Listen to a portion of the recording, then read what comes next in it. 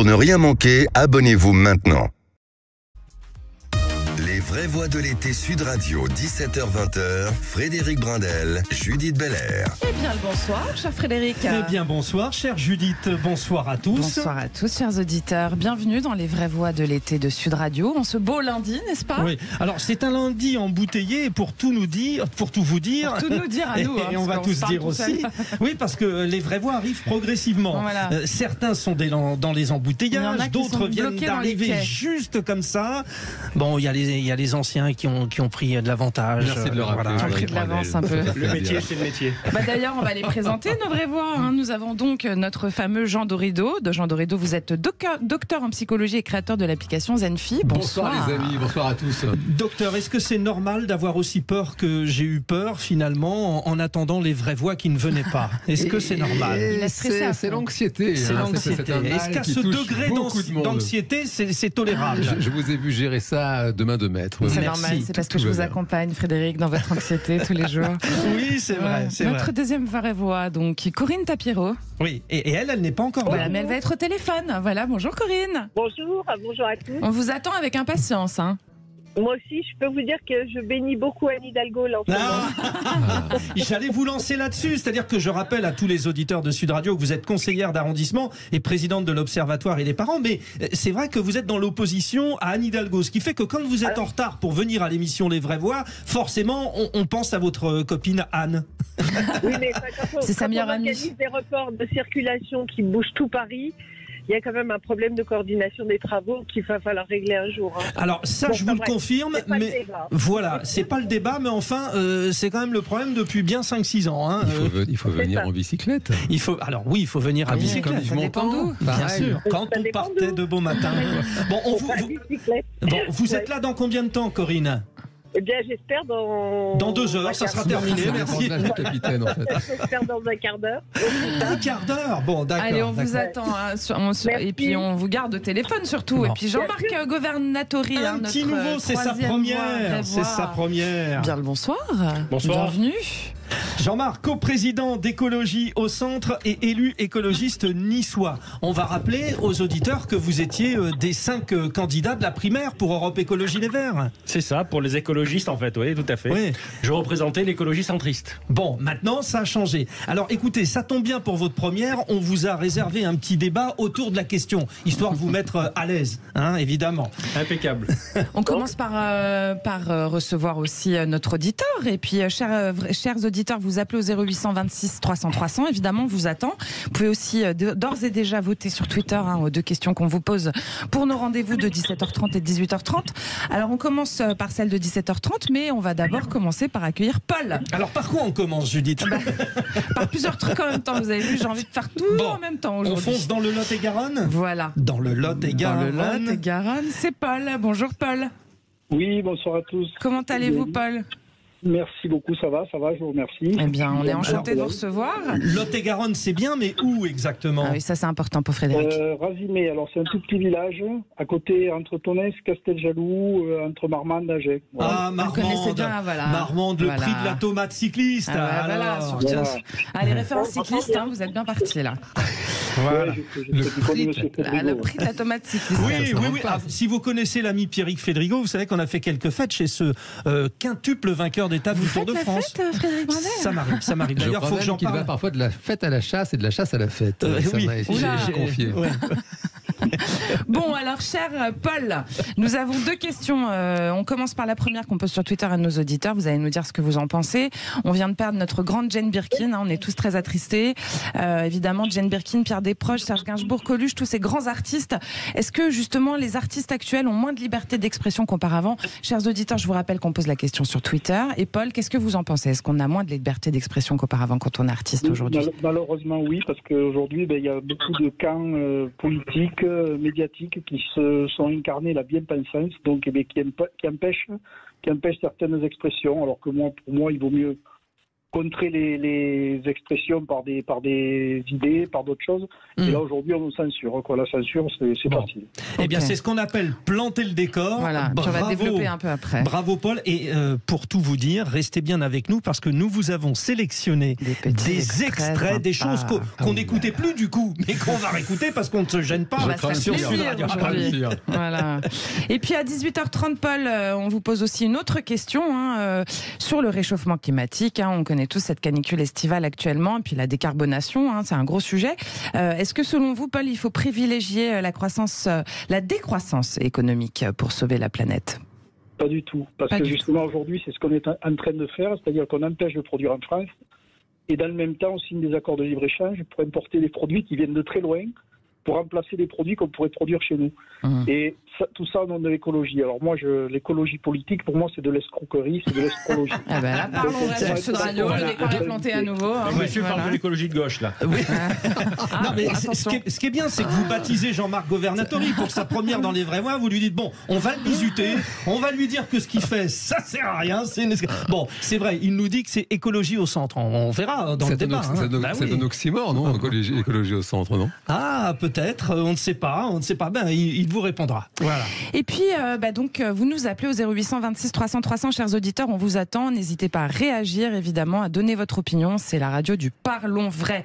Et puis, écoutez, puisqu'on a perdu une grande dame, on va se faire plaisir aujourd'hui, Frédéric. Allez, hommage. Les Vraies Voix Sud Radio. On reçoit Yvan Cugius, notre Yvan Cugius du Loft de Sud Radio. Bonjour Yvan. Salut Yvan. J'étais plaisir de vous entendre. J'étais en train de mimer le piano, mais Yvan, le jour où j'aurai ton niveau en piano. Yvan, il joue du piano debout. Tu gentil, dans toutes les positions. C'est pas le détail. Alors Yvan, évidemment, on avait envie de vous entendre un peu témoigner parce que vous l'avez reçu 2 fois dans votre émission du Loft, Jane Birkin, vous l'avez bien connue. Voilà, et déjà racontez-nous un peu comment elle était et est-ce que ça vous fait sa disparition ?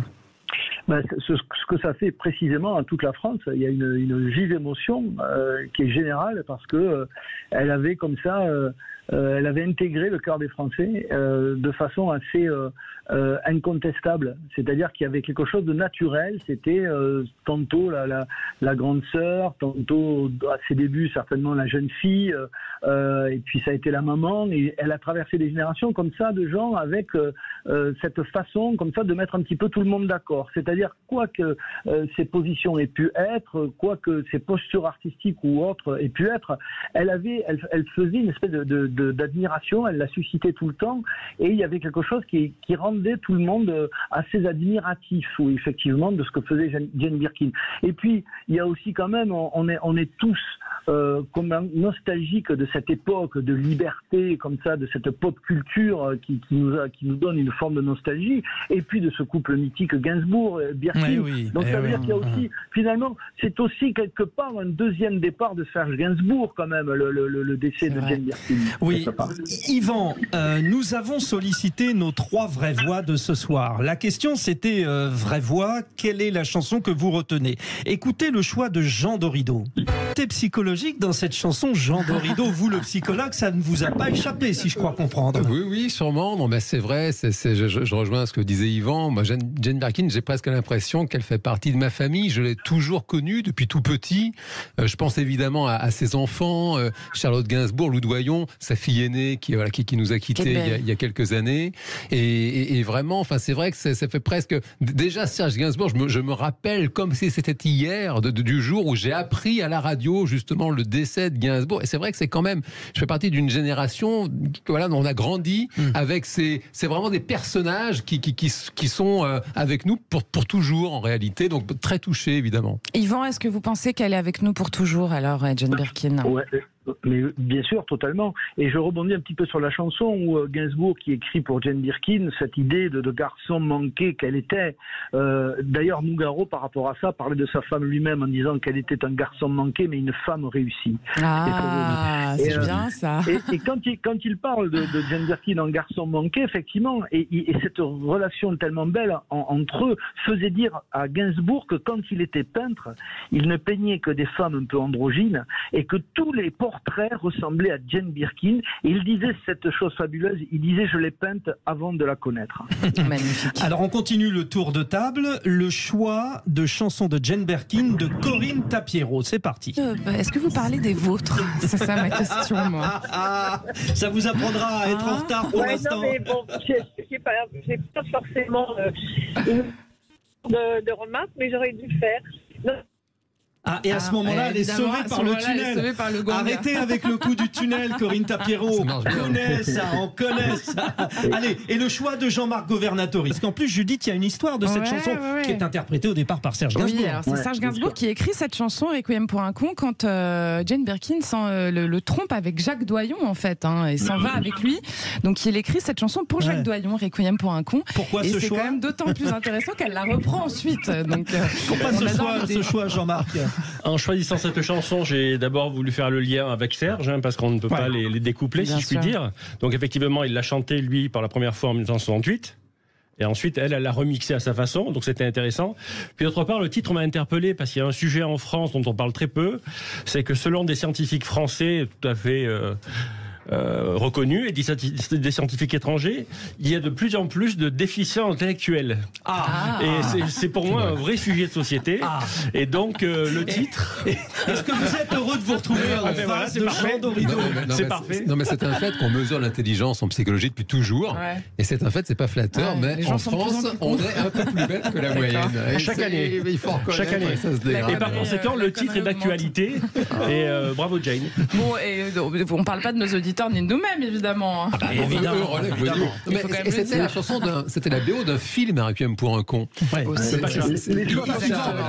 Yvan, il sait ça, n'est-ce pas, Yvan? Vos choix sont intéressants parce que il y a les deux sushis qui est assez symbolique aussi du parcours de Jane Birkin, qui quand même est élevée dans une éducation bourgeoise et qui, élevée à l'anglo-saxonne, un jour jette aux orties ses habits de fille de bonne famille et sème le trouble jusqu'au Vatican en simulant avec Gainsbourg les râles de l'amour sur Je t'aime moi non plus quand même. Donc c'est une chanson très emblématique. C'est ce que je disais, grande féministe, Jane Birkin aussi. Elle a ouvert les portes pour pas mal de ses petites sœurs, quoi, Yvan Cuvieux. Exactement, bien sûr, bien sûr. Et puis il y a aussi cet album, comment ne pas le nommer, de Melody Nelson, qui démarre la carrière de Jane Birkin, qui est un album qui s'est vendu sous le manteau, qui est un des meilleurs albums de Gainsbourg. Et sa carrière finalement démarre à Melody Nelson pour aller jusqu'aux années Étienne Dao sur l'album qu'il lui a offert il y a 3 ans. C'est ça. Yvan, nous avons explosé le conducteur avec vous, mais c'est toujours tellement passionnant. On a facilement... On est tellement contents avec vous. On a, bon. Un plaisir de vous avoir. À très bientôt, Et puis Yvan. attendez, c'est important quand même, rediffusion d'une de vos rencontres avec Jane Birkin à 20h, juste après nous, là. Voilà. Absolument, la dernière rencontre que j'ai faite avec elle, en tête à tête pendant 1 heure chez elle, et c'était un très joli moment, et on le rediffuse à 20h. Vous allez voir, c'était un très très joli moment intime. Restez à l'écoute, chers auditeurs. Merci, cher Yvan Cuvieux. On vous embrasse très vite autour d'un piano, Yvan. Avec grand plaisir. Il y a du bœuf qui se prépare. Eh bien, chers auditeurs, vous nous appelez 0826 300 300. Vous votez sur Twitter. Je vous rappelle la question qui arrive. Jane Birkin, Pierre Desproges, Serge Gainsbourg, Coluche. Les artistes actuels ont-ils moins de liberté d'expression qu'auparavant? N'hésitez pas à répondre, à commenter, à nous appeler. On vous attend. À tout de suite. Sud Radio. Sud Radio. Parlons vrai. Parlons vrai. Sud Radio. Parlons vrai. Mouloud Achour lève le voile sur les coulisses des films les plus attendus de l'année. Lors d'une conversation exceptionnelle, l'acteur Matt Damon s'entretient avec Mouloud Achour à l'occasion de la sortie de son dernier film Oppenheimer, réalisé par Christopher Nolan. ClickX, l'art de la conversation. À découvrir en clair seulement sur Canal+, demain à 20h30, ainsi que sur MyCanal.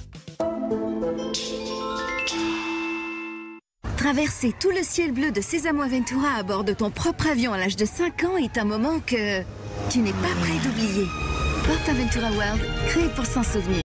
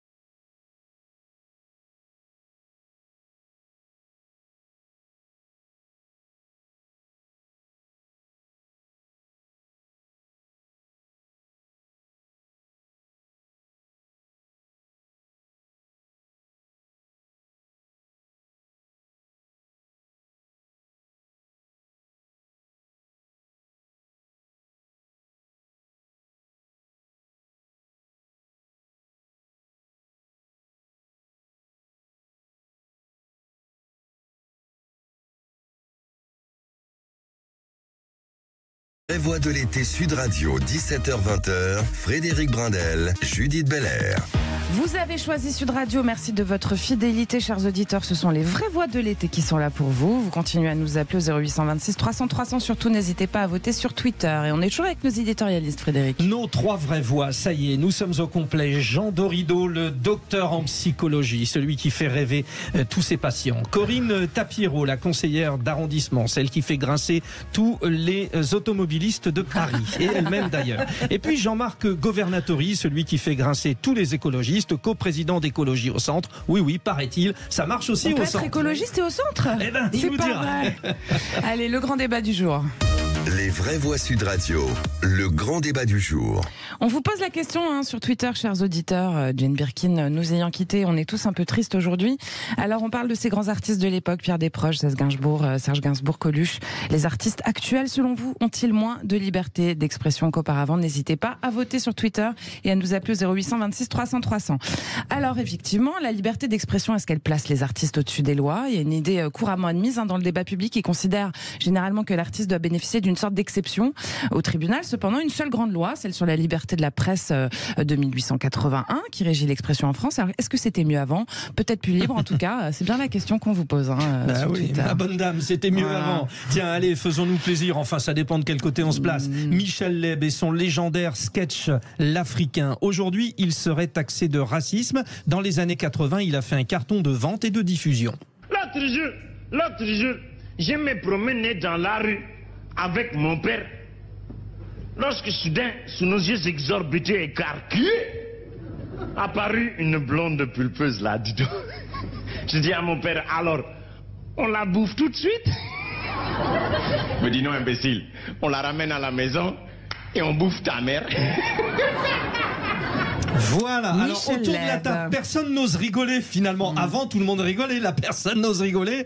Mais est-ce que c'est drôle? Jean-Marc Governatori. Jean-Marc. Oh ben, il fut un temps, effectivement, où la couleur de peau, l'orientation sexuelle ou la religion posait aucun problème aux humoristes. Aujourd'hui, oui. C'est sans doute bien. Je pense que c'est une question d'évolution.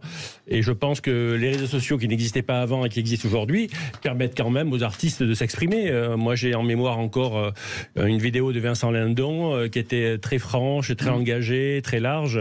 Donc, je pense que lorsque l'artiste veut, il peut encore s'exprimer sur tel ou tel sujet. Sans tomber dans, on va dire, le racisme, c'est ça? Par exemple. Oui, mais Voilà. la vidéo dont vous parlez, c'est une vidéo sur laquelle il s'exprimait sur un problème sociétal. Là, on parle de l'artiste dans son art. Est-ce que, selon vous, l'artiste dans son art aujourd'hui, un Coluche aujourd'hui, est-ce qu'il n'aurait pas été condamné finalement? Ah mais effectivement, comme je le disais, il y a des sujets sur lesquels il est aujourd'hui difficile de surfer, mais je pense quand même que la liberté d'expression demeure, y compris pour l'art, y compris pour l'artiste, avec certains éléments soft sur lesquels il doit faire attention. D'accord, Corinne Tapiero? Oui, je pense qu'autrefois, d'abord, les gens étaient moins procéduriers, avaient moins facilement recours à la 17e chambre correctionnelle. Aujourd'hui, ce serait quasi systématique. Ce qu'on peut regretter, c'est qu'il y a un tas de sujets qui sont préemptés. Sur lesquels on doit s'exprimer et tout le monde doit penser la même chose. Donc ça, je trouve que c'est quand même extrêmement gênant. Ça a été le cas avec MeToo. Alors bien évidemment, je défends pas les personnes qui ont commis des exactions, mais il n'était pas possible d'exprimer une opinion différente. D'ailleurs, Maïwenn a été épinglée parce qu'elle avait une opinion différente. On a Catherine Deneuve aussi. Catherine Deneuve, un certain nombre de femmes qui n'ont pas pu exprimer un point de vue différent. Oui, notre Brigitte Lahaie, effectivement. Voilà. Jean, Et je trouve que c'est extrêmement dommage de ne plus pouvoir parler, qu'on ne puisse pas attaquer les uns et les autres sur des composantes qui sont très sensibles, la religion, l'appartenance sexuelle, etc. Il n'y a pas de problème, mais je crois qu'on doit pouvoir encore exprimer un point de vue différent sans pour autant être taxé et être facho, puisque c'est le terme à la mode. On n'a plus le droit de ne pas être d'accord, Jean Dorido, finalement, c'est ça? Écoutez, je ne sais pas si on a plus le droit de plus être d'accord. Vous parlez comme Jacques Chirac, là. Écoutez, je ne sais pas. Qui était très fort dans l'humour à sa façon. Il était très bon. Un jour, quelqu'un l'avait traité de connard. Et il avait eu les connards, il avait dit enchanté. Moi, c'est Jacques Chirac. Ça, c'est Cyrano de Bergerac, c'est qui a inventé ça. Ah, bah oui, très bon. C'est vrai. On embrasse Edmond Rostand, d'ailleurs, enfin sa mémoire. Et donc, non, mais c'est vrai que vous mettez vraiment le doigt dessus avec ce sketch de Michel Leb. Parce que je lisais, bien sûr, dans l'annonce du débat, Pierre Desproges, Coluche, bon, c'était quand même des monuments de l'humour. Et Michel Leb, malgré tout son talent, c'est un fait que c'est incroyablement daté. éclaté, ce sketch-là qu'on vient d'entendre. Et c'est clair qu'il y a eu manifestement une espèce de prise de conscience assez heureuse quand même. C'est vrai que c'est toujours touchy, le rire. Quelqu'un qui tombe, ça fait rire. Par exemple, Charlot, quoi, le plus vieux gag du monde, le type il tombe, on rigole, avant même de se demander si c'est fait mal. La tarte à la crème. Voilà, et donc on est toujours quand même sur une espèce de fil comme ça, et le entre rire... le rire et la méchanceté, quoi. Ben c'est ça, ouais. on est toujours... Et donc, sans doute à l'époque, c'était pas méchant. Toutefois, c'est vrai que peut-être le public de l'époque ne réalisait pas à quel point ça peut être extrêmement blessant, ce genre comme ça de spectacle, ça veut dire farce en latin, spectacle, il y a des farces tristes quand même, donc c'est plutôt heureux. Vous parlez latin aussi, Jean. Ouais. Écoutez, je m'entraîne. Ce qui est nécessaire. C'est une histoire d'amour qui commence sur le plateau ce soir, chers auditeurs, ce soir, entre Jean et Frédéric, sachez-le. Hein, auditeurs, justement, 0826 300. Si vous pensez, est-ce que ça vous fait rire encore ce sketch de Michel Leb? Est-ce que ça vous... Ou est-ce que ça... Voilà. Dites-le, votez. Deuxième extrait, Coluche, l'inarrêtable, souvent censuré, mais aujourd'hui, que dirait-on de cette blague racontée sur Canal+, le bègue et le boiteux? Alors le bègue et le boiteux, puisque tu as une jambe plus courte que l'autre, je te donne un conseil pour marcher dans la rue. Tu mets un pied dans le caniveau et tu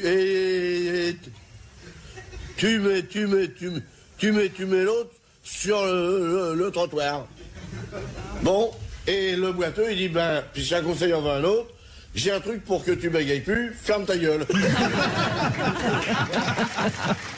Bon, ça c'est quand même très très drôle, quoi. Bon, hein. Franchement, Jean-Marc Governatori, pardon, c'est quand même très très drôle. Ça me fait bafouiller. Je pense que Coluche, c'est vraiment le sommet du talent. Ouais. C'est l'humour à l'état pur, et donc effectivement. Et donc là, c'est pas vexant, le bec, le boiteux. C'est clair. Il y a aussi quelque chose qui a changé. C'est un fait que les minorités, visibles ou non, se sont rassemblées pour se faire entendre précisément. Et c'est un fait, je ne serais pas étonné aujourd'hui à ce genre de blague, et ce serait quand même peut-être une réaction tout à fait légitime. Alors il avait eu à l'époque des bègues de France. Oui, il avait eu des problèmes avec eux déjà. Nous on est bègues, et c'est un fait pour avoir eu des clients qui sont venus me voir pour ce genre de sujet. C'est vrai que c'est une souffrance, c'est un handicap, le fait d'être bègue, et on peut entendre. Après, il n'est pas question de censurer quoi que ce soit. Toutefois, on peut entendre. Patrick Timsit avait eu le sujet aussi sur les handicapés. Aussi, Stéphane Guillon, alors qui connaît bien le sujet. C'est les handicapés finalement qui rient le plus à ces blagues en général. Bien sûr, les blagues sexistes, combien il y en a qui ont été censurées, bannies des émissions de télé pour des blagues sexistes, qui sont en fait des blagues qui sont véhiculées depuis des années. Alors c'est pas très malin, je suis d'accord avec vous, mais quand même. Là aujourd'hui, Corinne, Coluche fait ça. Bon, on sait qu'il peut tout se permettre, qu'il pouvait tout se permettre, mais c'était un programme, je l'ai choisi exprès parce que c'était son émission sur Canal+. Est-ce qu'aujourd'hui, sur une chaîne de télé, on prend le risque comme ça? On aurait tout de suite une remontrance du CSA, ça passerait pas du tout. Et je pense que la chaîne n'accepterait pas. Tout simplement. Parce que ça coûte trop. Enfin, c'est beaucoup d'énergie, c'est prendre des avocats, c'est se défendre, c'est arriver à répondre de façon claire. Et en fait, un humoriste, il a son texte, il le dit. Je pense pas qu'ils soient tous animés par les pires intentions. C'est simplement, pour certains, de l'humour qui tombe à plat, bien sûr, parfois. Mais voilà, je pense que c'est ça qui change tout, Jean-Marc Governatori, c'est qu'aujourd'hui il y a un procès à tous les coins de rue, quoi. À noter quand même que l'humour contre les politiques continue de subsister, comme c'était le cas il y a quelques décennies. Hein. Donc on se souvient tous de ce que faisait Thierry Luron, et encore aujourd'hui les politiques en prennent pour leur grade par tous les humoristes. Donc il y a des domaines sur lesquels ça perdure. Moi, je trouve quand même. Oui, j'allais dire, parce qu'on se souvient Guy Bedos, on avait des chansonniers, Thierry Luron, effectivement, Jean Amadou, effectivement. J'ai l'impression qu'aujourd'hui c'est quand même plutôt plat. Bon, d'abord, il faut une culture politique pour pouvoir se moquer des politiques, déjà. Oui, ça, il faut une culture chose, historique qui manque pas mal.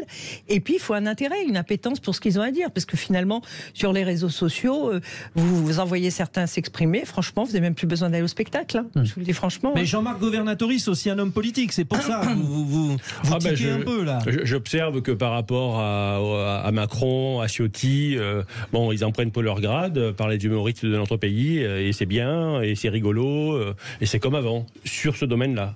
à mon avis. Allez, 0826 300 300. Et puis vous votez sur Twitter. Alors quand même, je vous donne un petit peu les résultats, hein, chers auditeurs. On vous rappelle la question, les artistes actuels ont-ils moins de liberté d'expression qu'auparavant? Eh bien, vous nous dites oui tout de même, hein, à 84%. Donc a priori, globalement, vous pensez qu'effectivement, on manque de liberté. D'ailleurs, Paul, notre cher auditeur du Lot-et-Garonne, Paul, vous êtes là? Oui. Alors, Paul, vous entendez ce que disent un peu nos vraies voix? Vous avez envie d'ajouter quelque chose? Oui, je pense qu'il y a beaucoup d'autocensure parce qu'il y a des sujets qui sont quand même épidermiques et il y a des sujets qui deviennent dangereux. Si vous critiquez certaines religions, vous êtes menacé de mort aujourd'hui. Donc c'est vrai qu'il y a une autocensure. Après, ce qui est dommage, c'est que les gens prennent tout au premier degré, de manière épidermique. Le gars, il fait une blague, si ça plaît pas, ça tombe à plat et puis ça s'arrête là. Coluche a fait des blagues à certains moments de mauvais goût. Comme c'était Coluche, ça passait. Thierry Leluron s'est permis des sketchs sur Mitterrand. Je suis sûr que s'il fait les mêmes sur Macron, il va avoir des soucis, quoi. Donc aujourd'hui, je pense que les gens sont un peu trop épidermiques, ils n'aiment pas rigoler, ils prennent tout mal, quoi. Alors qu'en fait, il faudrait peut-être un peu plus être un peu plus cool, quoi. Je pense qu'il va falloir qu'ils aillent voir Monsieur Dorido pour appréhender la vie un peu plus cool. Vous parlez de gens qui cherchent les limites. Il y en avait un qui allait très très très loin quand même, c'est Pierre Desproges. Hein. Alors évidemment, il n'était pas antisémite. Hein. On peut toutes témoigner autour de cette table, moi y compris les temps. Juive, pas antisémite. Mais accrochez-vous quand même. Judith, donc, chers auditeurs, je vous confirme, Judith n'est pas antisémite et elle est juive. Voilà. Et elle aime beaucoup Pierre Desproges. On écoute. Il est vrai que les Allemands, de leur côté, ne cachaient pas une certaine antipathie à l'égard des Juifs. Mais enfin, ça n'était pas une raison pour exacerber cette antipathie en arborant une étoile à sa veste, pour montrer qu'on n'est pas n'importe qui, qu'on est le peuple élu. Et pourquoi j'irais pointer au Vélodrome d'hiver? Et qu'est-ce que c'est que ces wagons sans banquette? Et j'irai aux douches si je veux. Bon, là, c'est chaud quand même. Là, ça va loin. Ça va loin. Et moi, alors, je souris, je contiens. Alors, bon, vous venez de le dire, Judith. Vous n'êtes pas la seule de confession juive autour de cette table. Dans le contexte de l'époque, et en l'occurrence, ça passait. Je pense qu'aujourd'hui, pour le coup, compte tenu aussi de ce qu'on vit tous les jours dans l'actualité internationale, ça devient un peu compliqué. Hein. Qu'est-ce que vous en pensez, Corinne Tapiro? Moi, je pense que Desproges, dans la façon de s'exprimer dans ses sketchs, il tournait en dérision plutôt le nazisme qu'attaquer les Juifs. Et je me demande si on n'avait pas plus de recul sur les événements à l'époque qu'aujourd'hui. Est-ce qu'on avait peut-être moins le nez dedans? Est-ce que c'était moins récurrent? Est-ce qu'il n'y avait pas cette montée d'antisémitisme qui fluctue de l'antisémitisme viscéral de la vieille France à celui du nazisme qui mute aujourd'hui à celui d'une certaine partie des banlieues qui s'est transformé en antisionisme? C'est un vaste débat et qui devient un débat qui est extrêmement électrique et qui perturbe beaucoup d'abord la communauté juive qui se sent de plus en plus mal en France, mais elle ne se sentait pas menacée par à l'époque par Desproges. Jean-Marc Governatori. Le lundi 4 avril 2022, je suis allé à Birkenau et à Auschwitz. Et je peux vous dire que quand on a passé plusieurs heures là-bas, c'est le cas de beaucoup d'entre vous, ça, c'est pas de bonnes blagues, je trouve. Oui. C'est trop énorme le sujet. Il y a trop de souffrance, trop de malheur, trop d'éléments incroyables. Mais justement, Corinne Tapiro dit, on savait que Desproges n'était pas antisémite. Déjà, on l'a rappelé, mais mais surtout, c'était un fervent attaquant des nazis. Hein, voilà. Vraiment. Donc, est-ce que on va même pas parler de deuxième degré, Judith, là, dans ce cas-là, c'est du troisième degré. Est-ce que le troisième degré est compréhensible par tout le monde, Jean-Marc? C'est ça aussi. À mon avis, sur ce sujet-là, précisément, moi je trouve qu'on peut pas rire. Voilà. Mais donc, tout le monde dit sur ce sujet-là, chacun avec sa sensibilité sur ce sujet-là, il ne peut pas rire. On peut pas rire sur le viol des femmes, pas parce que je suis une femme, parce que c'est pas acceptable, mais on ne peut pas rire de tas d'autres. On peut pas rire des blondes. Donc on peut pas rire de la Shoah. Comment? On peut pas rire de la Shoah. Je pense que c'est pas drôle. Je pense que c'est pas risible, mais je pense pas que Desproges riait de la Shoah dans ce sketch. Il se riait des nazis. Jean Dorido. Oui, là on a besoin de son analyse, Jean, parce qu'on est dans la psycho. C'est une question, je me garderais bien d'analyser. J'étais très petit, je suis même pas sûr que j'étais né à l'époque où ce sketch est sorti. Ça va, monsieur, je suis jeune, ça va. Non, parce que Michel Leb, déjà on vous a dit que vous étiez beau, maintenant vous êtes jeune, c'est bon. Je me souviens du sketch. Et non, parce que ce qui est vraiment surprenant, c'est qu'effectivement, ce sketch était très populaire manifestement à l'époque. Il avait beaucoup de succès. On peut même imaginer que des Français juifs ont ri à l'époque de ce sketch. Et aujourd'hui, on voit bien, on est unanime autour de la table, on dit non mais là il y a un bug, quoi, c'est pas possible. Ça met mal à l'aise. Ouais. Et donc c'est quand même, c'est ça que j'aimerais comprendre. Qu'est-ce qui s'est transformé, me semble-t-il, de façon assez heureuse dans la collectivité que nous formons les uns les autres en, je sais pas, peut-être en l'espace de 50 ans, parce que c'est quand même, on va pas enfoncer des portes ouvertes, ça fait quand même un vrai sujet. Judith l'a rappelé, il y a un sujet avec l'antisémitisme en France. On se rappelle de la libre parole de Drummond, on se rappelle quand même de tout ce terreau avant l'accès au pouvoir d'Adolf Hitler, et il y avait quand même des hauts fonctionnaires. On se rappelle de Papon, Mitterrand était quand même pas très net sur le sujet. Avec l'affaire Dreyfus aussi. L'affaire Dreyfus, exactement. Donc, si vous voulez, c'est quand même c'est ça que j'aimerais comprendre. Il faudrait, je sais pas, un historien, un politologue, quelque chose pour qu'on comprenne qu'est-ce qui s'est passé. Corinne Tapiero évoqué le cas des femmes, du traitement des femmes. Il y a eu un cas récemment avec Orelsan, mais bien avant Orelsan, Serge Gainsbourg a livré sa vision sadique et machiste de la femme, Love on the Beat.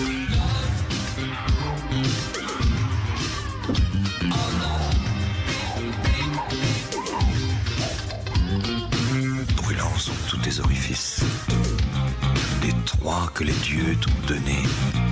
Je décide, dans le moins lisse, d'achever, de m'abandonner. Alors vous marrez, mais moi je hoche la tête parce qu'il est tellement bon le son, excusez-moi de vous le dire, que C'est dans vrai, que quand même... Quand on pense que les gens dansaient des slows en boîte là-dessus, quand même. Ouais. Ça, c'est les années 90. Ouais. Non, 80. Non, Love on the Beat, c'est son album début 90. Ah bah il est mort quand même en 91, le pauvre Serge Gainsbourg. Donc, 92, oui, c'est son dernier. Allez, 88. On va demander à un assistant. Bon, c'est marrant parce que moi je souris tout de suite. Judith me dit mais moi je suis pas comme vous, Frédéric. Je danse, je souris. Mais c'est vrai qu'on peut pas sourire là-dessus. Si aujourd'hui on sourit, on est mal à l'aise. Et pourtant c'est Gainsbourg, c'est Love on the Beat. Parce qu'il parle de viol, c'est ça en fait? Non, il parle pas de viol. Il le dit pas clairement. Oui, c'est pas. Alors, il faudrait écouter les paroles. Non, c'est pas ça. Donc qu'est-ce qui met mal à l'aise alors? C'est de parler de pipi, c'est ça quoi en fait. C'est ça, c'est le sexe. C'est le sexe. Et encore une fois, est-ce qu'aujourd'hui sur la question du sexe, on est aussi facile qu'avant? Alors pardon, mais alors c'est en fait les chansons quand même, c'est spécial. Hein, c'est pas comme l'humour. Ouais. Il y a quand même des paroles de chansons. Parfois on écoute le son comme des Judith sans vraiment écouter les paroles. Ouais, mais moi j'ai appris. C'est 1984. Merci Judith. Vous aviez encore raison, Jean Dorido. Vous êtes jeune, vous êtes beau et vous êtes intelligent. Voilà. J'ai appris l'autre jour, par exemple, alors que les plus chastes oreilles se bouchent, le concert de Mylène Farmer a été annulé. Il paraît qu'il était prévu qu'elle ne chante pas pourvu qu'elle soit douce. Et j'ai appris, mais alors, vraiment, je vous assure que je suis tombé de l'armoire, qu'il paraît que pourvu qu'elle soit douce fait allusion à une pratique sexuelle interdite dans la Bible, pour le coup. Et je ne savais pas. C'est pour ça la petite bosse, c'est parce que vous êtes tombé de l'armoire. C'était très prôné par la mythologie grecque, hein, donc ça dépend où on se place dans l'histoire. Voilà. Chers auditeurs, c'est un excellent débat, n'est-ce pas? Passionnant. Alors vous allez rester avec nous parce que après tout cela, ce riche débat, eh bien c'est quoi? C'est le quiz. On va jouer. Voilà. On va faire joujou. À tout de suite. Les vraies voix de l'été Sud Radio, 17h-20h. Frédéric Brindel, Judith Belair.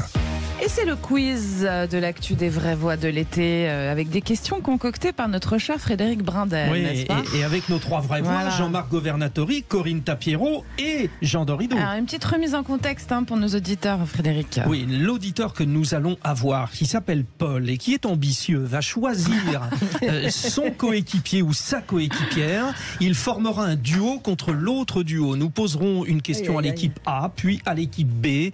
Vous ne répondez que lorsqu'on s'interroge sur votre question, qu'on interroge sur votre équipe.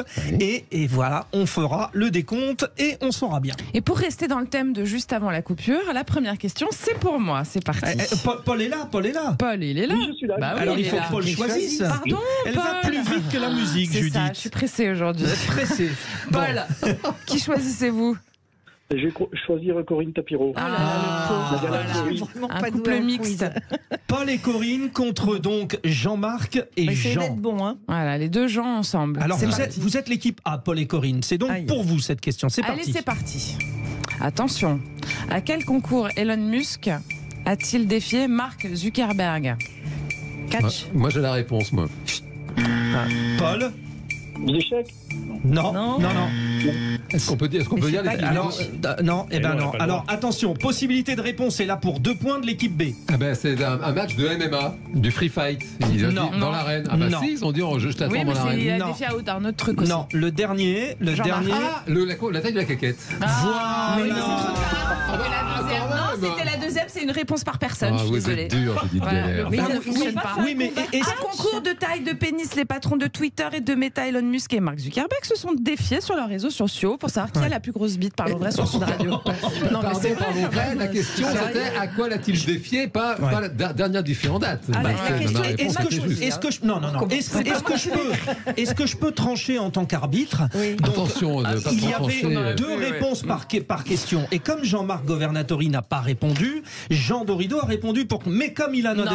Donc je donne 1 point à l'équipe B contre 0 à l'équipe. Un peu de justice. Question à l'équipe B, Jean-Marc et Jean. Pourquoi la police iranienne a annoncé hier avoir rétabli ses patrouilles pour sanctionner les femmes? Pour quelle raison? Par rapport aux entrées dans les matchs de football? Non. Autre question, Jean? Ah ben alors on peut imaginer que c'est en rapport avec la tenue vestimentaire. Allez-y, précisez. Vérifier qu'elle porte de leur voile. Vous avez tout à fait raison, ça vous fait un nouveau point et 2 points pour l'équipe B. Quand c'est juste, c'est juste. Julie Belair, j'y peux rien quand même. Pas du tout. Si je devais me marier avec quelqu'un ici, c'est bien avec Corinne Tapiro. Ça c'est fait. Si elle arrive à l'heure. Si elle arrive à l'heure. Au mariage, il vaut mieux quand même. Allez, question A. Allez, c'est parti. Quel pays les États-Unis soupçonnent-ils de préparer un nouvel essai nucléaire? Paul et Corinne, c'est à vous. Corée du Nord.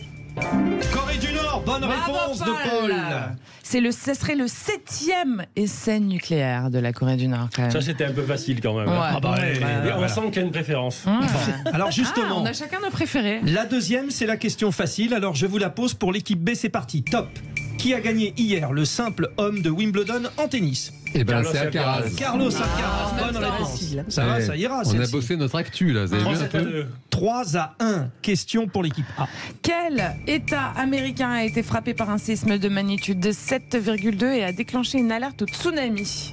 La réponse est donc un État américain. Paul et Corinne. Une chance sur 48. 51. Alors, Paul?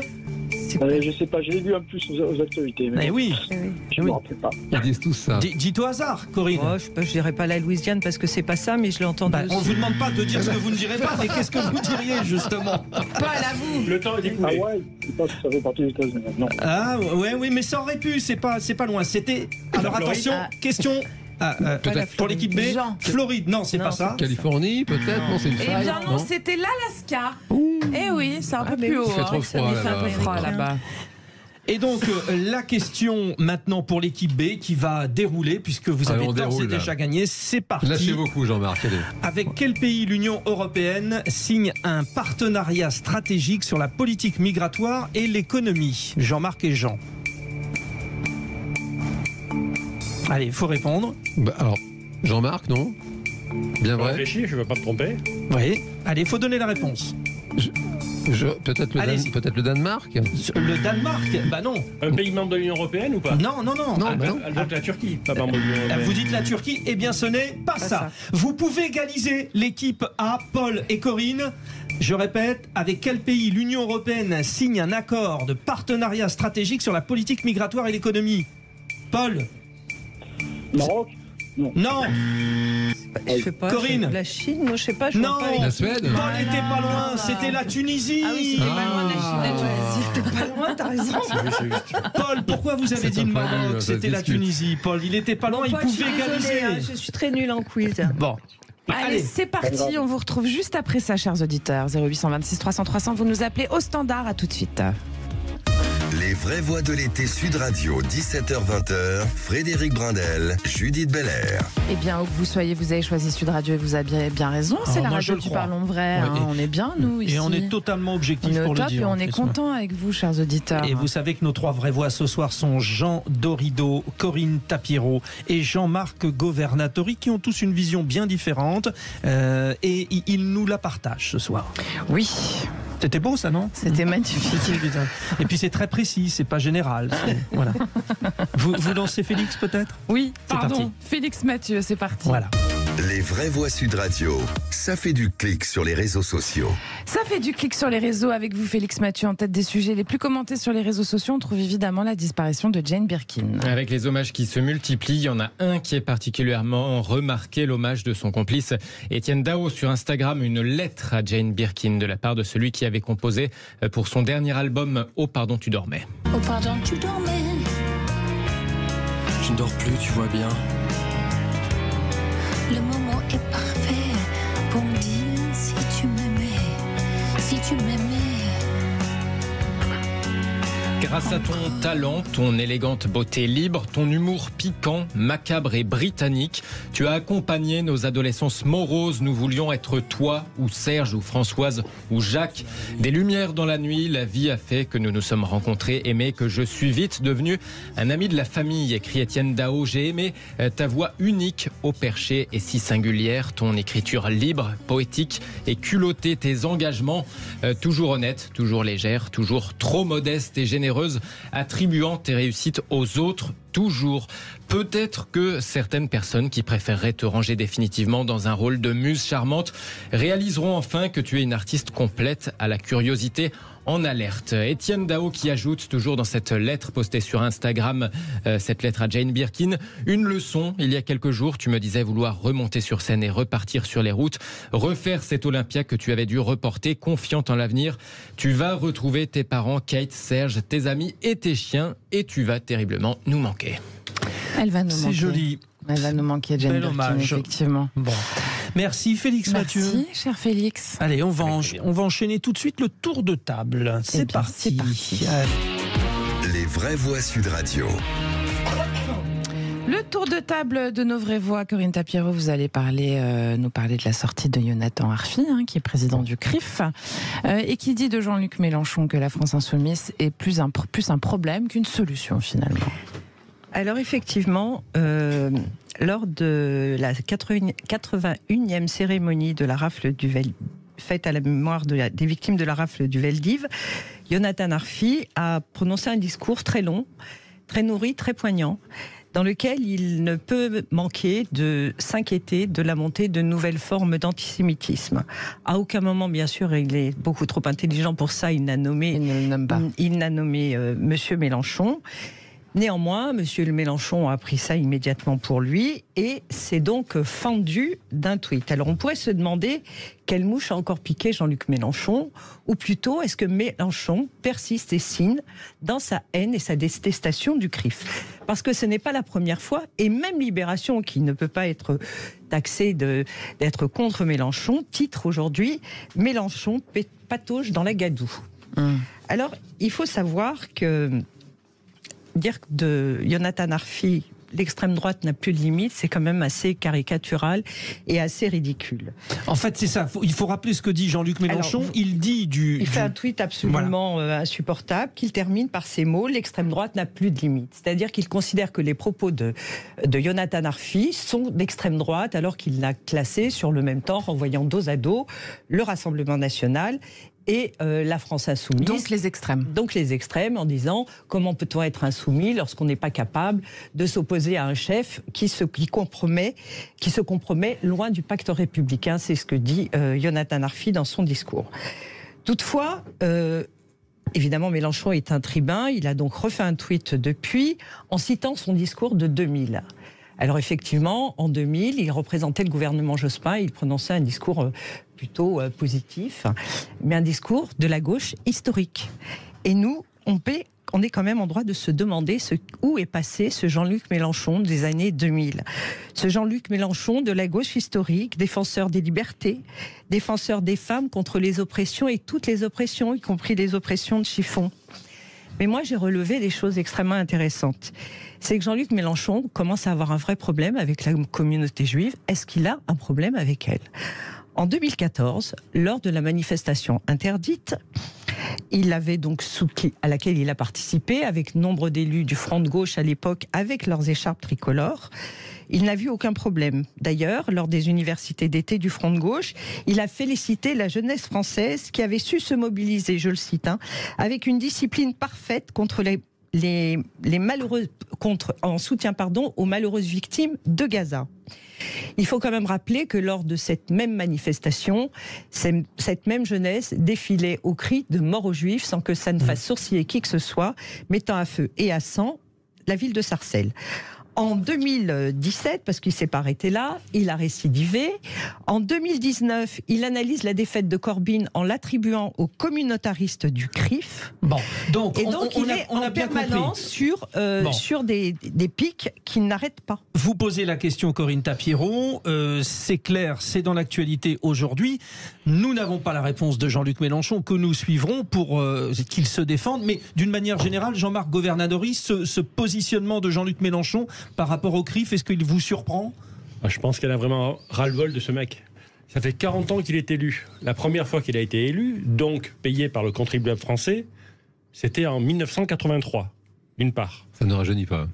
D'autre part, et aujourd'hui, il a 72 ans, il prône la retraite à 60 ans, qu'il la prenne de façon réelle, et aussi au niveau médiatique. Et enfin, il a fait une grave tromperie au niveau des Français en 2022. Je trouve que c'est passé à l'as, et ce n'est pas normal, et je termine là-dessus sur le cas Mélenchon. C'est qu'il a fait croire aux électeurs français, aux 49 millions d'électeurs français, qu'il pouvait devenir Premier ministre. Alors qu'il savait très bien que c'était totalement impossible, puisque la France est un pays de droite, qui avait voté au premier tour de la présidentielle, au premier tour des législatives, à 70% à droite. Donc c'était impossible qu'il devienne Premier ministre. Donc il a fait une opération marketing pour avoir des fonds financiers pour son parti, et c'est vraiment disqualifiant, comme tout le reste. Jean Dorido, selon vous, la France insoumise, un problème ou une solution alors ? Clairement, en tout cas, par rapport à ces propos-là, c'est un fait. Il y a traditionnellement, historiquement, un antisémitisme d'extrême gauche. Ça, c'est une réalité historique.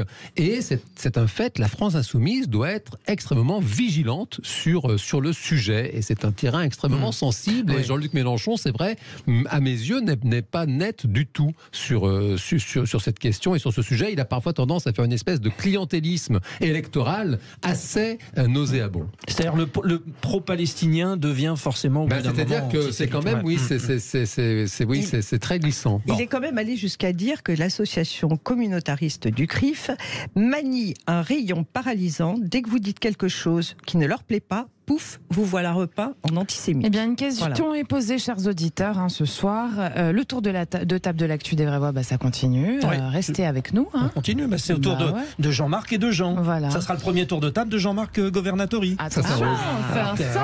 Alors que Jean Dorido, il a l'habitude. Il est beau, Jean. Il est beau. On va peut-être célébrer un mariage. Vous avez oublié, il est beau, jeune et intelligent. La totale. Bon, je vais être jalouse dans pas longtemps, moi. Allez, à tout de suite. 17h-20h, Frédéric Brundel, Judith Belair. Vous êtes bien sur Sud Radio, chers auditeurs. Vous nous appelez, vous réagissez au 0826 300 300 pour commenter l'actualité, donner votre opinion. Vous pouvez aussi voter sur Twitter. On vous rappelle notre question. Faut-il privilégier la décroissance économique pour sauver la planète avec le réchauffement climatique, la canicule estivale, la décarbonation, etc. On a un auditeur, Samy. Bonjour Samy. Bonjour, merci de me donner la parole. Vous habitez Paris, Samy, c'est ça ? A priori, c'est Paris, ouais. Oui, c'est Paris. Oui, j'en ai connu qui habitaient à Lyon et d'autres à La Rochelle, et vous, c'est Paris. Non, mais il vous dit ça parce que c'est ce qui s'affiche sur notre truc de standard. On est aussi bête que ça, cher Samy. Bon, alors, Samy, vous entrez, et c'est une première, mais on s'autorise tout dans cette formule d'été. Vous entrez dans le tour de table. Vous vouliez revenir sur le tour de table de Corinne Tapieron, c'est ça ? Oui, tout à fait. Juste au sujet de LFI et M. Mélenchon, c'est que sa réaction, elle est dramatique et déplorable et détestable. Mais en fait, il est toujours, lui et ses copains, je dirais leur bande, ils sont toujours dans un calcul électoraliste, dans le sens où vous avez 500 000 juifs en France et vous avez 7 millions de musulmans. Donc en fait, ils bernent les musulmans depuis la nuit des temps, depuis des années.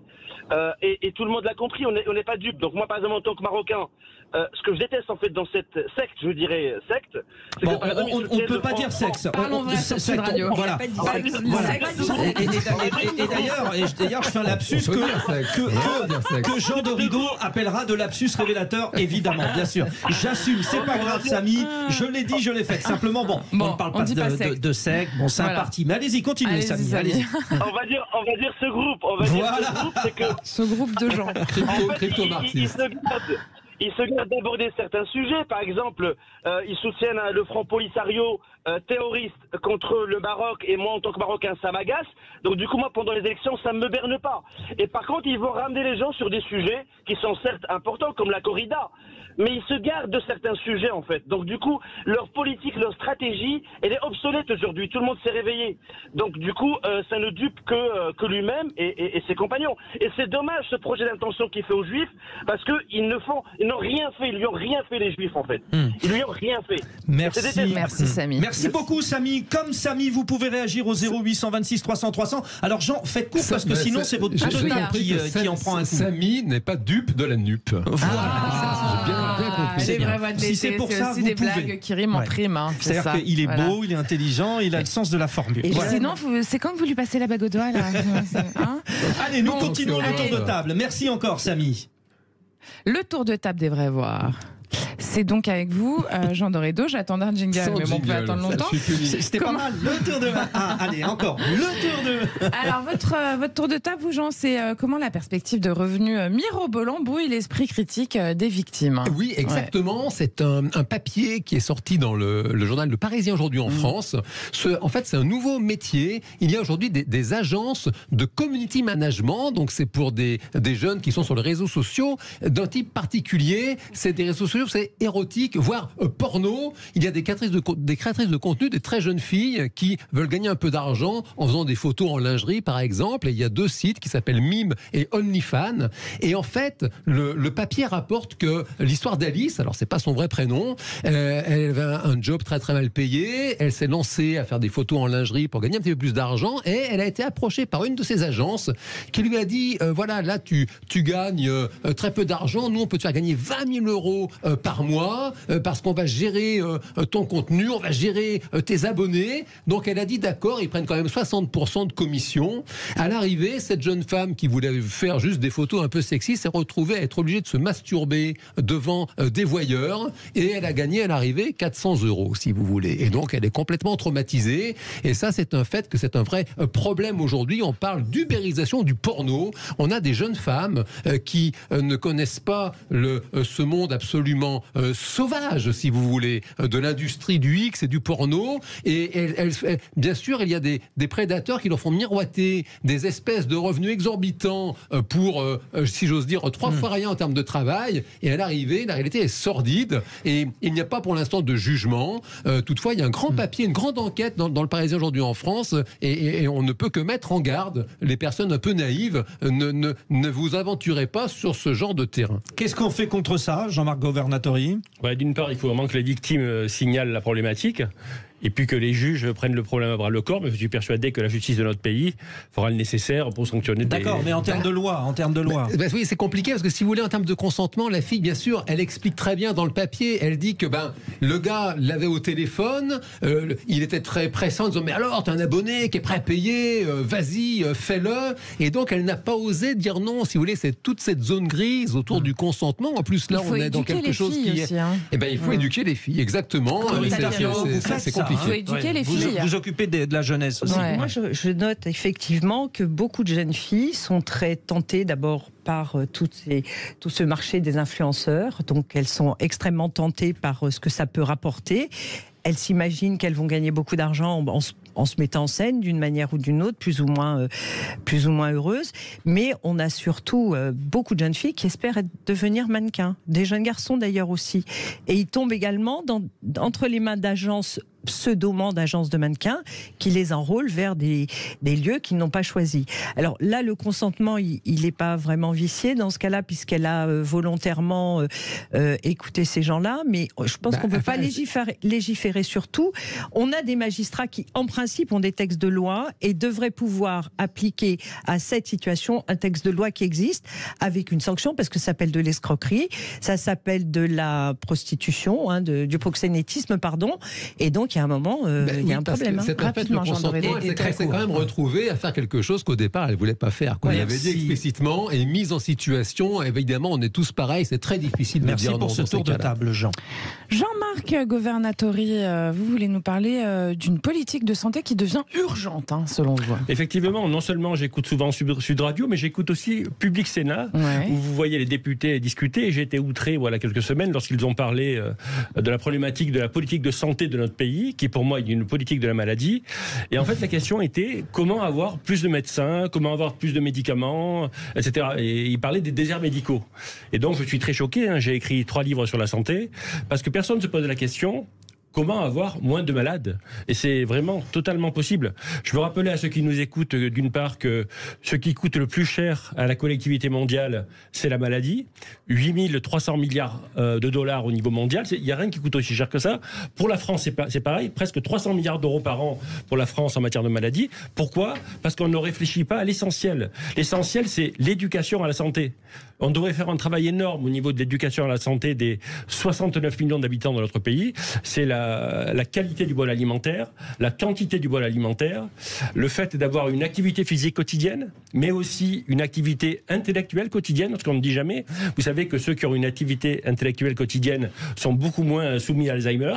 C'est un fait scientifique. L'activité sociale, qui est capitale aussi. Le fait de choisir un sommeil paisible, réduire les pollutions, ne pas fumer, réduire l'alcool, ne pas se droguer. Des éléments simples qui font une politique de santé et que notre pays oublie parce qu'on se concentre sur avoir plus de médecins, mais nous, à Écologie au Centre, on voudrait qu'on se concentre pour avoir moins de malades, et pour ça, il faut pratiquer une politique de santé et non pas une politique de la maladie. Donc finalement, c'est une médecine préventive qu'il faut. C'est de la vraie prévention, exactement. Voilà. On dit par exemple à Judith d'arrêter de fumer, par exemple. Si elle fume, oui. Chers auditeurs, vous serez au courant de tout. Non, mais c'est parce qu'on en a déjà parlé. Je vapote. Oui, ça va, c'est mieux. Corinne Tapiero. Autant je trouve que c'est assez séduisant ce que vous nous proposez, autant je crois qu'il y a une interrogation sur les déserts médicaux. Parce qu'il y a des tas de zones en France où on ne peut pas se déplacer si on n'a pas de voiture. Et c'est quand même très embêtant de ne plus avoir de médecin dans certains territoires. Alors pourquoi pas de la prévention à la santé, c'est très très bien, mais ça reste...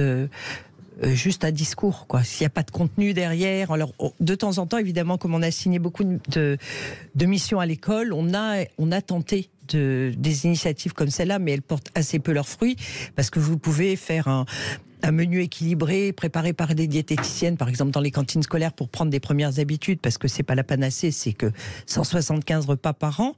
Mais derrière, les enfants vont manger un pain au chocolat quand on vient chercher de l'école, avec une boisson sucrée, ce qui est forcément pas très bon. Ou alors avec une boisson à l'aspartame, pour rebondir. Ah oui, vous en avez parlé la semaine dernière. Jean Dorido. Oui, non. Alors, c'est un fait que, pour rebondir sur la question de la vaporette, typiquement, c'est vrai que la prévention c'est essentiel, et c'est vrai que la vaporette, l'OMS a déclaré en juillet 2019 que c'est incontestablement nocif pour la santé. On a des pays quand même conséquents comme l'Inde, ils sont 1,3 milliard d'habitants qui ont interdit complètement la vaporette pour des raisons de santé publique, à l'instar de la Thaïlande. Pourquoi ils s'interdisent pas la cigarette, la cigarette, c'est compliqué de l'interdire parce qu'il y a énormément de personnes qui sont dépendantes d'une drogue à accoutumance, et ça on sait d'expérience, c'est comme l'alcool aux USA à l'époque de la prohibition, l'interdiction augmente le trafic, augmente le banditisme, la criminalité ne règle pas le problème de santé publique. En revanche, là on est avec un nouveau produit, et c'est important de savoir que depuis 2013, les cigarettiers, ils ne sont pas 50 000, il y a 4 grands groupes mondiaux, ils rachètent systématiquement tous les fabricants et distributeurs de cigarettes électroniques. Et on a des pays entiers qui interdisent ce nouveau produit qui, typiquement, quand vous prenez la puff, qui est une cigarette électronique jetable, on est dans ce qu'on appelle la préfume. On a vraiment une politique de communication sur TikTok qui vise les pré-ados pour les faire rentrer dans l'écosystème du tabac. Et alors, ils ont été excellents. Vous avez été excellents sur le tour de table. Qui échappe à la législation sur le tabac. S'il vous plaît, vous avez été excellents sur le tour de table, mais il faut raison garder et nous avons des obligations. Et c'est le coup de projecteur dans pas très longtemps. On vous rappelle le sujet du jour. Votez sur Twitter, n'hésitez pas. Réchauffement climatique, canicule estivale, décarbonation. Faut-il privilégier la décroissance économique pour sauver la planète? A priori, vous n'êtes pas totalement convaincu. Je vous dirai les résultats juste après ça. Vous n'hésitez pas aussi à nous appeler 0826 300 300. À tout de suite. Les vraies voix de l'été Sud Radio, 17h-20h, Frédéric Brindel, Judith Belair. Il est 18h32 sur Sud Radio. On est un tout petit peu en retard, mais on est quand même là pour le coup de projecteur des vraies voix avec nos éditorialistes, cher Frédéric. Nous avons ce soir un immense psychologue qui a beaucoup de qualités, Jean Dorido. On a dit que vous allez vous marier. On a dit, voilà. Mais il est concurrencé dans ce domaine par une conseillère d'arrondissement qui s'investit tellement que j'ai envie de m'investir aussi, Corinne Tapiero. Et enfin, je ne serai jamais aussi près de ce Jean-Marc Governatori qui nous a ouvert la voie du sport tout à l'heure. Il a dit il faut faire du sport, il faut manger bien. Et vous êtes coprésident d'Écologie au Centre. Pour manger bien, ça sera un peu dur. En revanche, pour le sport, je relève le défi.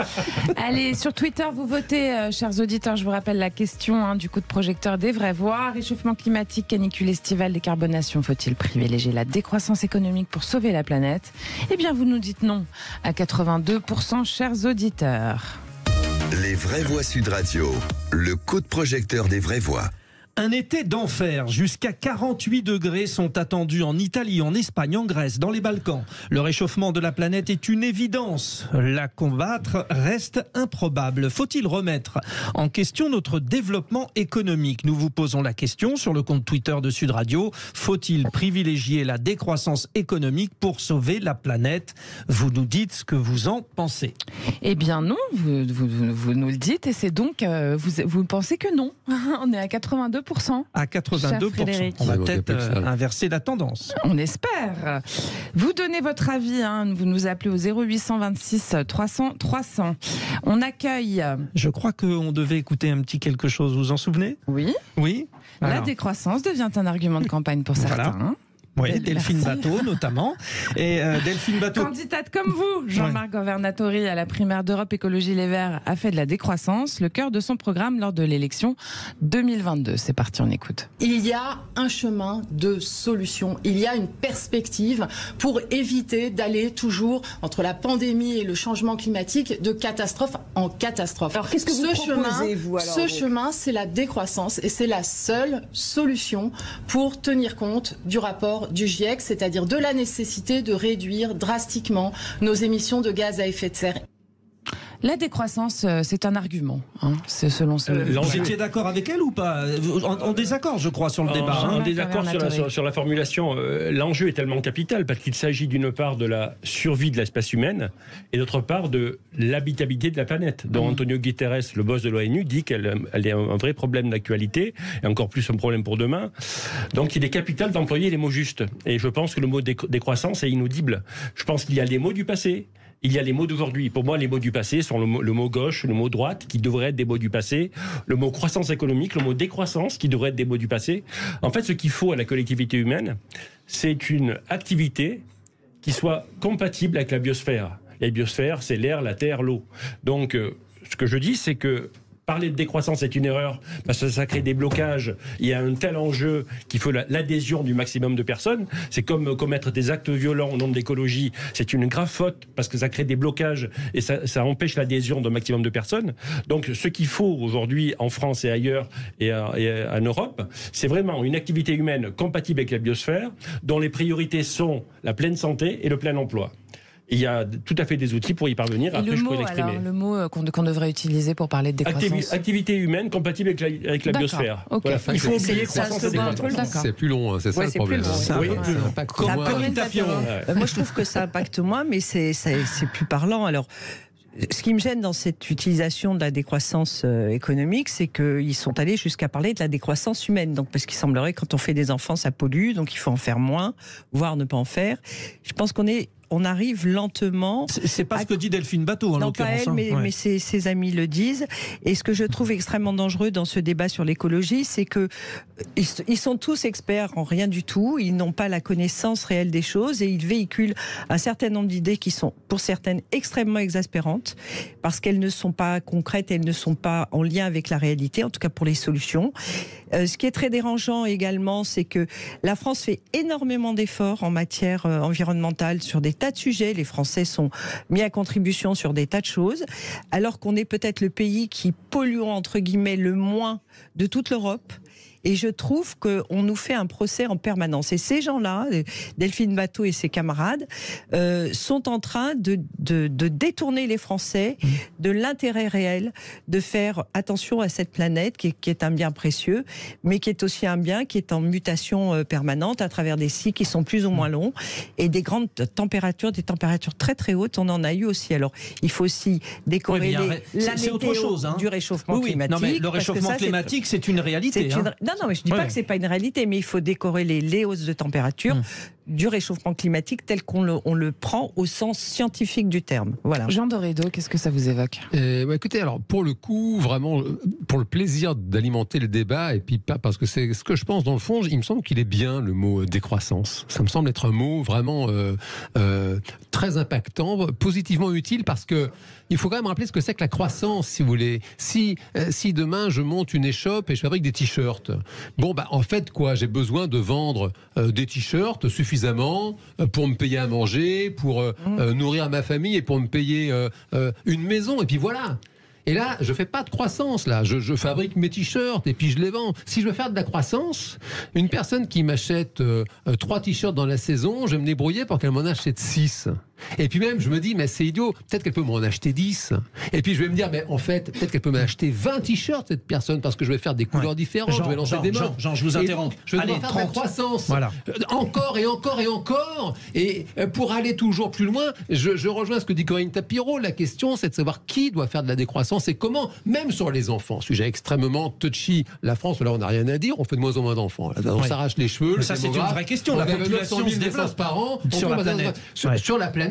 On est en train d'exploser démographiquement. Vous avez des pays comme le Nigeria où on est à 7 enfants en moyenne par femme. Et qui est le pays d'Afrique le plus peuplé. Parce que dans ces pays-là, la pauvreté est telle que la seule richesse, c'est de faire des enfants.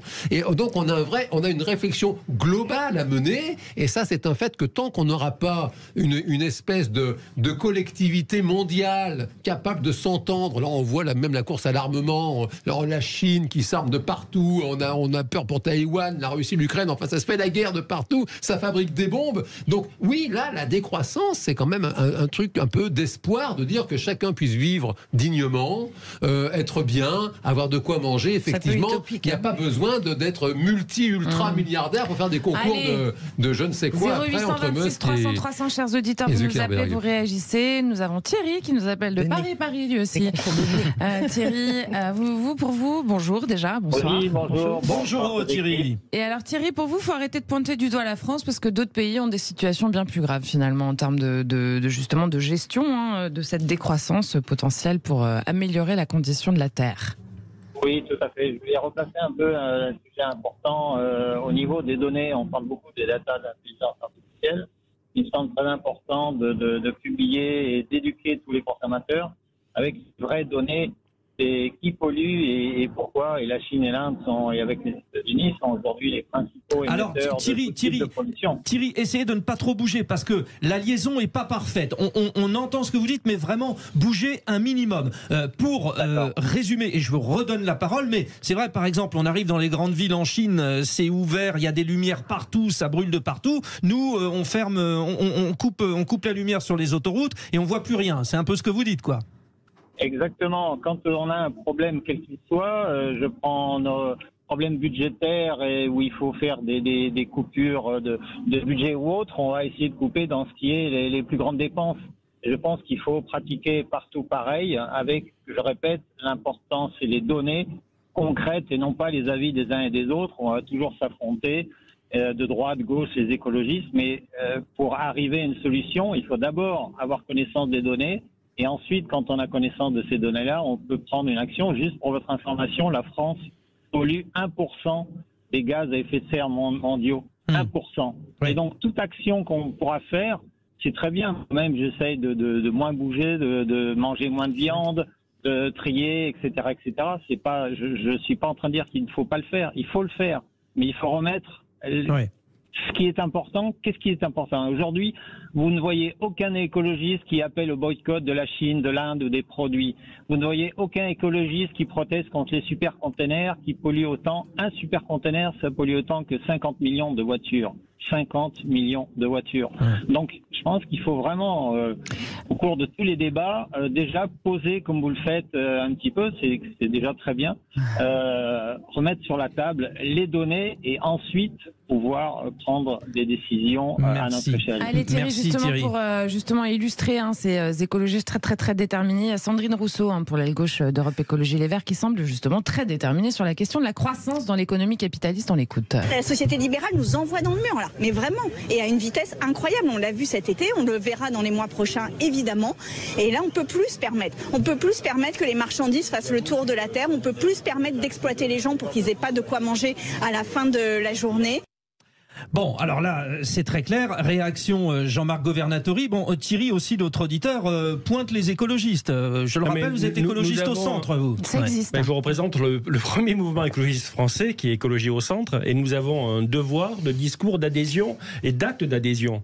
Donc le fait est qu'il y a des experts qui évaluent le jour du dépassement, le jour où nous avons consommé le maximum que puisse produire la planète sur une année. Et là, ça va être le 3 août. Donc tout le reste du temps, on va prendre du crédit sur la planète. Donc effectivement, on pourrait se dire les autres font mal, on fait mal aussi. Mais dans une collectivité humaine, ce qui est important, c'est l'exemple. Et aujourd'hui, il n'y a pas de pays exemplaire. Donc nous, Français, nous pourrions œuvrer à faire que la France soit exemplaire. Nous pourrions œuvrer à ce que l'Union européenne soit exemplaire. Le fait est que nous perdons, monsieur voulait des chiffres, nous perdons chaque année 6 millions d'hectares de forêt sur la planète. Le fait est que sur la planète, il y a 8 millions de gens qui meurent à cause de la qualité de l'air, 50 000 en France. Donc les chiffres sont tous au rouge. Mais si vous avez un discours d'implosion et qui ferait les gens et que vous leur dites que c'est cuit, plus personne ne fait rien. Donc il faut avoir un discours de solutions comme nous l'avons. Et en fait, c'est pas si compliqué que ça si les gouvernants font le job. Corinne Tapérou. Moi, je trouve qu'on ne réfléchit pas dans une analyse systémique. C'est-à-dire qu'on va faire, je vais prendre un exemple. Les voitures, on nous a expliqué que les voitures à essence, ça pollue énormément, donc on va mettre des voitures électriques. Mais est-ce qu'on sait dans quelles conditions sont extraits les cobaltes et autres matériaux dont on a besoin, le plus souvent par des enfants mineurs, tout ça pour qu'on ait nos belles voitures électriques, dont on ne sait toujours pas comment se débarrasser des batteries, ce qui est quand même un vrai souci. Et je pense que tant qu'on ne réfléchira pas sur ces problèmes de vie en société, de vie finalement altermondialisée, dans l'intérêt de la planète, on ne va pas avancer. Moi, je trouve ça scandaleux qu'on puisse imposer, tout en sachant que des enfants, des mineurs, sont en train d'extraire ce cobalt et ces matériaux précieux pour construire les batteries de voitures, les téléphones, etc. Mais elle me fait rire, Sandrine Rousseau, quand son téléphone il sera en panne, qu'elle se remette à son téléphone filaire. Juste pour rigoler. Sandrine Rousseau avec un téléphone filaire, ça peut le faire. On file au standard. Ça vous a plu, ça vous a plu, Judith. Ils veulent bien nous mettre en chaise. 0826 300 300. Chers auditeurs, vous nous appelez, vous réagissez évidemment. Et on est toujours avec Paul dans le Lot-et-Garonne. Bonjour Paul. Oui, rebonjour. Moi, je suis agriculteur, donc c'est un métier parce que nous, l'écologie du réel, c'est nous. Ouais, l'écologie politique, c'est notre métier, mais c'est de l'escrologie. Parce que nous, l'écologie, on la met en pratique tous les jours. Il faut savoir que techniquement, aujourd'hui, on a progressé. Moi, ça fait une quarantaine d'années que je suis agriculteur. On consomme beaucoup moins d'eau, on produit beaucoup plus. Et par contre, on est mis en concurrence déloyale avec des pays de l'autre côté de la planète au nom des accords de libre-échange. Et on nous impose à nous de geler, par exemple, 10% de nos terres pour ne pas produire. Donc, on y fait de l'herbe, on y fait autre chose. Et en contrepartie, on importe des produits, des céréales et autres du Brésil. Alors, Madame Rousseau, Madame Tondelier, tout ça, ils sont bien gentils. Ils empêchent les gens de produire en France. Et résultat des courses, on importe de la viande qui vient de l'autre côté de la planète, qui n'a pas les mêmes normes, qui est beaucoup moins surveillée, beaucoup moins tracée, et qui est beaucoup plus dangereuse parce qu'il y a des molécules interdites dedans. Et voilà où on en est. Donc aujourd'hui, l'écologie devrait être transpartisane, mais je pense qu'il va falloir quand même qu'il y ait beaucoup de matière grise, parce que ces verts là et compagnie, c'est une catastrophe. Ils connaissent rien du tout. Sous-entendu, donc Paul, nous en France, nous jouons le jeu et les autres pas forcément. Alors vous avez invectivé les écologistes. Alors il se trouve que parmi nos vraies voix, il y a un écologiste, mais écologiste au centre. Ça veut dire quoi, vous, Jean-Marc Governatori, vous ne rentrez pas dans ce que pas du tout. Ce dont Donc, fustige moi, je suis un écologiste vert et ouvert, transversal, comme disait Paul. Et sur le problème qu'il soulevait à juste titre, effectivement, il faudrait évidemment imposer à tout produit importé les normes environnementales et sanitaires que nous imposons à nos propres producteurs. Alors ça passe par l'Union européenne déjà. Ça passe par l'Union européenne, ça peut passer aussi par la France, mais c'est tout à fait compréhensible et c'est incroyable que ce soit toujours pas fait en 2023. Alors justement, j'ai une question sincère et naïve. Quand on n'est pas un spécialiste du sujet, ça paraît complètement incroyable que la France importe des produits qui viennent de l'autre bout de la planète, qui effectivement font une pollution de malade et qui en plus ne répondent pas aux normes environnementales.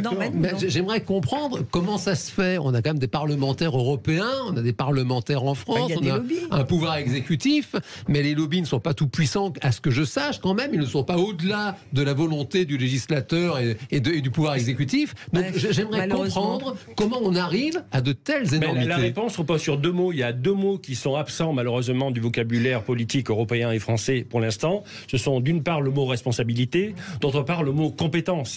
Il y a vraiment une question de compétence. Et en l'occurrence, c'est une question de conscience. Comme vous le disiez effectivement, en matière de voiture, la voiture électrique, c'est un fléau. C'est un fléau pour l'air, c'est un fléau pour l'eau, c'est un fléau pour l'humain, c'est un fléau géopolitique. Et quand le président Macron veut remplacer nos 40 millions de véhicules thermiques et qu'il veut 40 millions de voitures électriques, chaque voiture électrique, pour la fabriquer, il faut aussi 35 000 litres d'eau douce. Alors qu'on a un problème d'eau. Donc, ils sont vraiment à côté de la plaque sur différents sujets. Allez, vous votez sur Twitter, chers auditeurs, je vous rappelle la question, faut-il privilégier la décroissance économique pour sauver la planète ? Eh bien, vous dites toujours non, à 82% tout de même. On écoute, justement, on parlait de Jean-Luc Mélenchon tout à l'heure, plus nuancé sur la croissance. Le leader de la France Insoumise explique que la décroissance s'accompagne inévitablement d'une croissance autre. La décroissance, elle va être ciblée. Il y a des choses qui vont décroître et d'autres qui vont croître. Il y a des activités... Pardon ? Qu'est-ce qui va décroître ? Eh ben, des consommations absurdes, des consommations néfastes.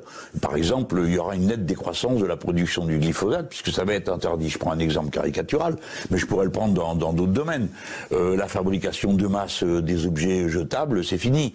À côté de ça, tous ceux qui ont aujourd'hui, c'est des petites entreprises qui font des couverts en bois, il va falloir qu'ils en fassent davantage. Ah, mais où on va trouver le bois, les amis ? Ah, il est là-bas, il faut aller le chercher. Bon, là-dessus, Jean-Luc Mélenchon est plus nuancé que Sandrine Rousseau, par exemple, Corinne Tapiro. Ouais. Oui, vraisemblablement. Bon, moi, j'ai un peu de mal à écouter Monsieur Mélenchon. Oui, non, mais au-delà de ça, d'accord. Au-delà de ça, moi, ce qui me dérange, c'est que ce Monsieur Mélenchon, par exemple, a été au pouvoir pendant des années. Il a préconisé l'inverse de ce qu'il est en train de nous dire aujourd'hui. Quand il a fallu aller sur certains marchés, ils étaient parmi les premiers à nous y amener. Donc, il y a un moment où il faut être un peu cohérent. Manger avec des couverts en bois, il n'y a rien de plus dégoûtant. Enfin, c'est absolument infect de manger un gâteau avec un couvert en bois. C'est terrifiant. Donc, je pense qu'il y a un vrai problème de prise en compte. Il y a un problème, vous l'avez dit, de compétences, mais moi j'irais plus loin. Ceux qui s'autorisent à penser, comme dirait Coluche, dans les milieux autorisés de l'environnement, quelles sont leurs compétences dans le domaine ? De quel droit ils nous imposent des trucs, quoi. Enfin, comment on peut leur faire crédit ? Qui aujourd'hui a un crédit quelconque ? Pourtant, il faut se redresser. Oui. Et d'ailleurs, j'aime bien le parti de monsieur, parce que je pense que Jean-Marc Governatori, c'est ça ? Oui. Écologie au centre, parce que je pense que l'écologie doit transcender les clivages politiques. Vous voyez, on a fait une belle rencontre. Corinne Tapiro à ma droite, Jean-Marc Governatori à ma gauche. Voilà, on vous présente. Il y a Jean Dorido aussi. Et puis, mais Jean Dorido, tout le monde l'aime. C'est pas pareil. Parlez pour vous. Est-ce que le divan est vert ? Vous l'avez tout remonté là. Écoutez, chers auditeurs, vous avez envie de savoir ce qui se passe bientôt entre Jean Dorido et Frédéric Vandel. Restez à l'écoute, on revient tout de suite avec le point sur le Tour de France. L'été Sud Radio, 17h-20h, Frédéric Brindel, Judith Belair. Et il est 18h53 sur votre radio préférée Sud Radio. Parlons vrai, c'est l'heure du point sur le Tour de France, parce que les coureurs rescapés du Tour de France, ils sont en repos, ils dorment. Est-ce que vous croyez qu'ils dorment quand ils sont en repos? Et ils roulent un petit peu pour garder, pour garder un peu le rythme, sauf ceux qui sont très blessés. Et alors il y a un sacré enfer qui leur arrive quand même tout de suite, et bientôt c'est demain, c'est la 3e et dernière semaine du Tour de France. Vous allez nous raconter tout ça, Frédéric, avec notre consultant Pascal Chanteur. Bonsoir Pascal. Oui, Pascal est là. Bonsoir Pascal. Oh là là, qu'est-ce qui se passe? Qu'est-ce qui se passe? Est-ce qu'on a bien Pascal? Cette sieste lors de cette journée de repos a été bienveillante pour nous tous. Ah, oui, vous avez fait la sieste. Mais ça n'explique pas le fait que la liaison téléphonique était bizarre. Vous avez tapé dans quelque chose, Pascal. Non, j'ai baillé. J'ai baillé parce que vous m'avez réveillé dans mon sommeil. D'accord. Quelle transition. Oui, c'était journée de repos pour Pascal Chanteur qui lui fait les étapes la journée et le soir et la nuit il fait d'autres étapes. Pascal, je ne dis rien. Alors donc, ça fait rêver. Jonas Vingegaard compte 10 secondes d'avance sur Tadej Pogačar. Demain il y a un contre-la-montre. Plusieurs questions autour de la table. Déjà on commence par Jean-Marc Governatori qui a une question pour vous, Pascal Chanteur. Jean-Marc. J'ai une question. Oui, tout à l'heure. J'en l'avais dit. Alors réfléchissez, Jean en a une. Jean commence. Moi, ma question pour notre expert Pascal Chanteur, c'est de savoir, vu le niveau de Pogačar et de Vingegaard, est-ce qu'il est possible qu'il y ait une vraie... En fait, c'est quoi le maximum d'écart que le meilleur des deux peut faire sur 22 km Et en plus, il prononce très bien les noms danois, vraiment. Allez-y, répondez, Pascal. Ex aequo, en fait. Ouais, c'est ça. Est-ce qu'il peut vraiment faire une différence? Plus court écart, c'était 8 secondes, Fignon-Lémon. Pascal. Alors c'est une très bonne question parce que je ne sais pas quel est le consultant aujourd'hui ou quel est le visionnaire qui pourrait dire qui va pouvoir prendre le dessus demain lors du contre-la-montre. Parce qu'ils ont tous les deux pratiquement, ils sont, comme vous l'avez dit, à 10 secondes près. On voit bien lorsqu'ils s'attaquent, tout de suite derrière ils s'épient, ils se surveillent, ils se contrôlent. Et aujourd'hui, on pourrait pratiquement dire qu'ils sont à force égale. Et demain, ça va être un des juges de paix lors de cette dernière semaine. Et comme je l'ai dit, et vous parliez tout à l'heure de la journée de repos, cette journée aujourd'hui, même si elle était de repos, c'est une journée très importante pour les coureurs qui vont jouer le général et qui vont bien sûr jouer l'étape par-delà.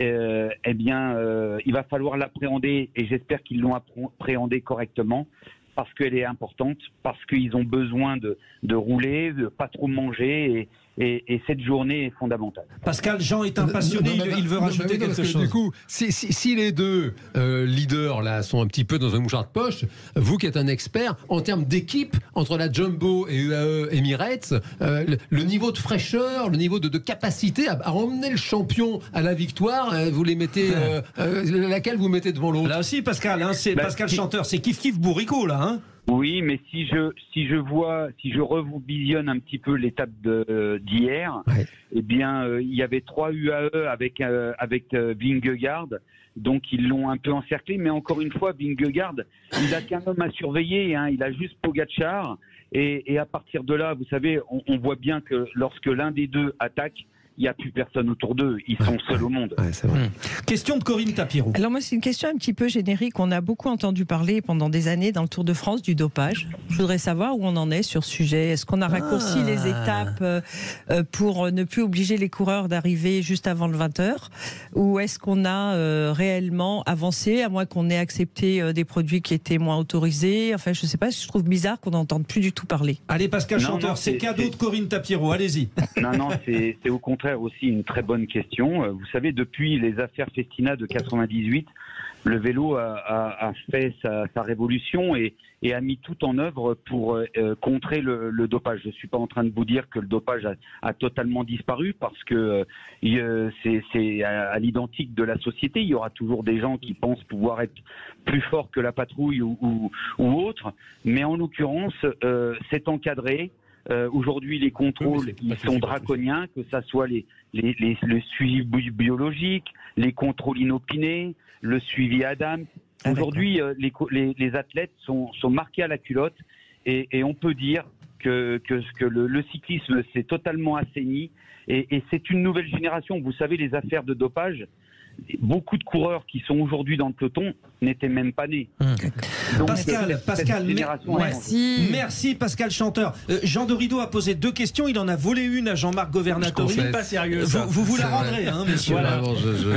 Voilà, chers auditeurs, les vraies voix de l'été continuent, juste après cela. Et on va parler de quoi aujourd'hui? On va parler de l'art de bien vivre, parce que c'est ça qu'on fait le lundi.